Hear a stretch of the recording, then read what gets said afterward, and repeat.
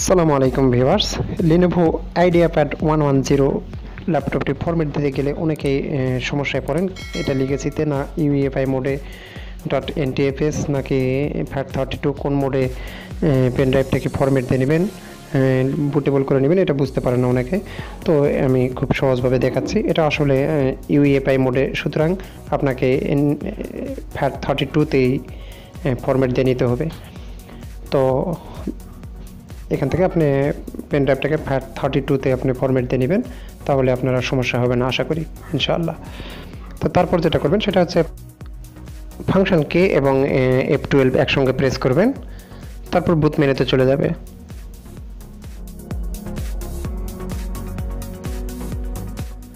তো বুট মেনুতে চলে এসেছে, দেখুন এখানে পেন ড্রাইভটা কিন্তু UEFI মোডে আছে।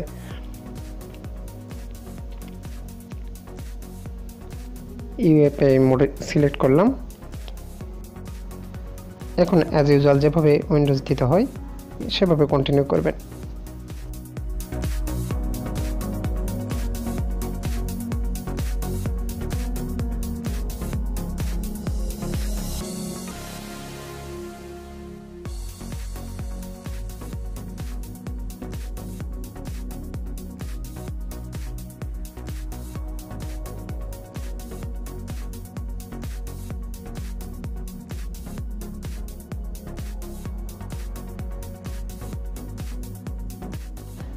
এখানে আপনি পছন্দ মতো আপনি উইন্ডোজ সিলেক্ট করে নেক্সট দিবেন।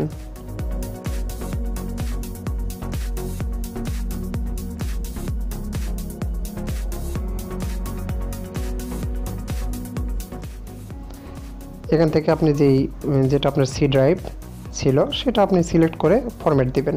ফরম্যাট দিয়ে আপনি নেক্সট দিবেন, তো উইন্ডোজ ইনস্টল হয়ে যাবে।